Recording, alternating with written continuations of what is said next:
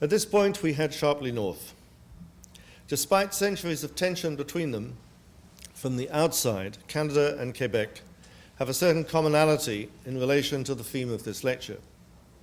English-speaking Canada, as Francis Henry and others have written, quote, suffers from historical amnesia.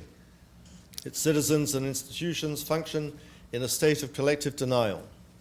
Canadians have obliterated from their collective memory the racist laws, policies, and practices that have shaped their major social, cultural, political, and economic institutions for 300 years.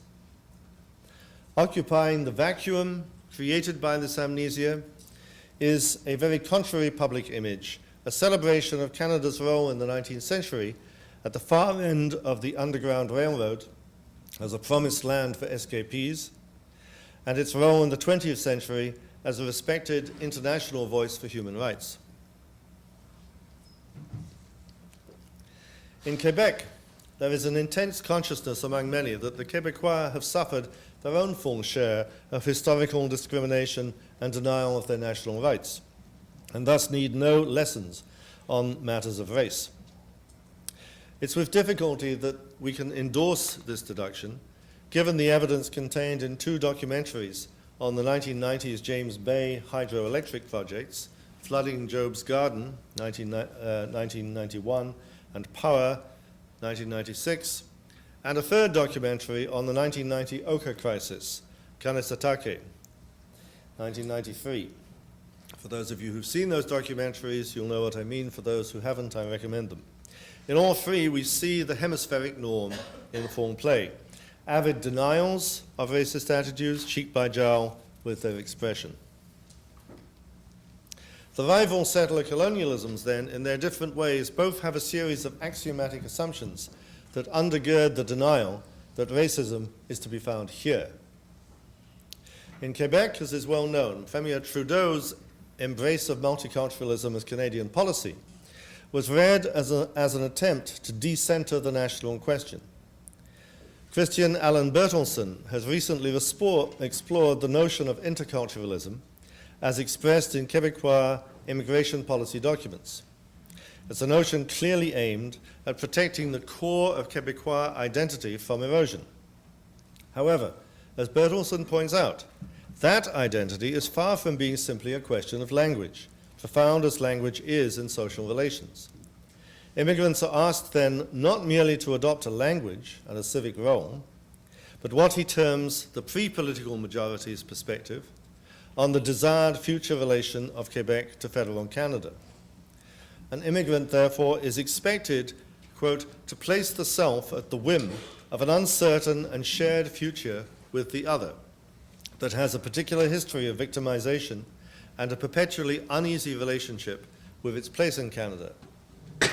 Hence, as he puts it in a discussion of the Quebec government's poster campaign of a few years back, Le Cœur Québécois, the Québécois heart, picturing different racial groups happily enjoying Quebec identity, the stitched contradiction between self-preservation and openness to the other, in the name of equal cultural respect, anti-racism, and interculturalism, assimilate on all fronts. In English-speaking Canada, it would be an error to assume that similar attitudes are not in force, even though the dynamics of the national question are so different. Tanya Dasgupta has argued there's an underlying, quote, notion of who a Canadian is or what a Canadian looks like. The implication is that a Canadian is white, middle or upper class, and Anglo or Francophone.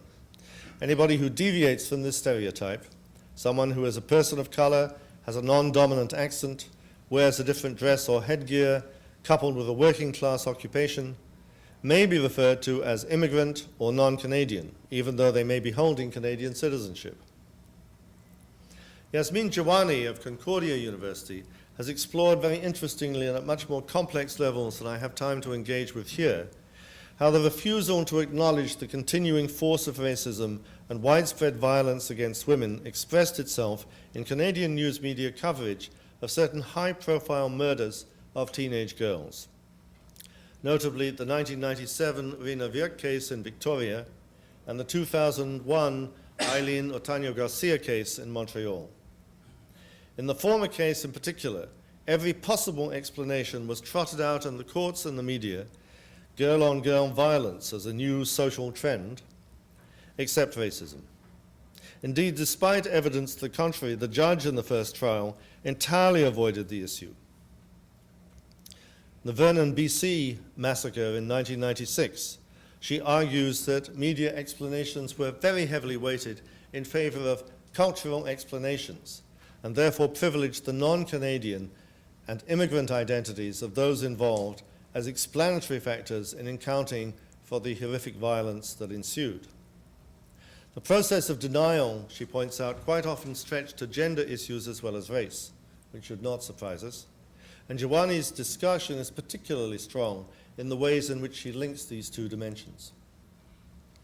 Certainly the evidence she brings to light from focus group discussions with girls and young women whose families originated from some 20 different nations showed that for them, racism is a significant aspect of their everyday reality.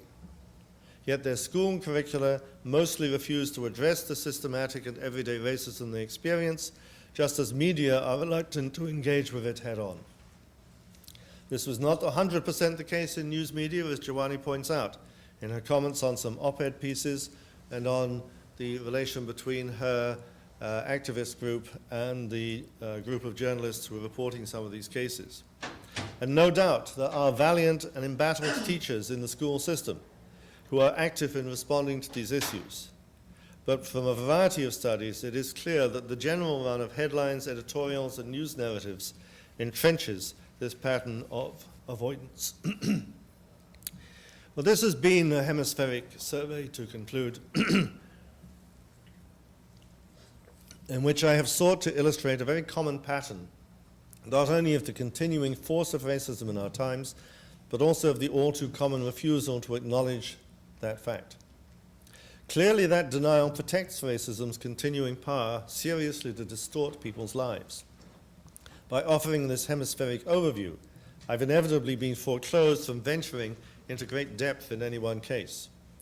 But had I done so, it would have been impossible to do justice to the sheer prevalence of the problem after 500 years and counting. In focusing on this dimension, I have frequently cited scholars from a variety of countries who deploy their intellectual skills against the persistence of racism and its denial. Those who resist are, of course, not only academics. There are many people who daily lead challenges to this tenacious issue, and a great variety of terrains where the challenge is voiced. One of the most important terrains, I would suggest, may be popular music, where composers and performers are very frequently drawn from communities of color. This does not magically make them anti-racist combatants, any more than it makes white musicians into white supremacists.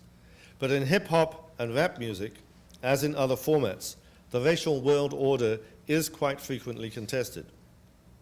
Yet so far, I have not addressed music at all, nor have I addressed the community radio movement in the Americas, nor the working links that have been forged over the past generation through the hemisphere among Aboriginal groups and activists.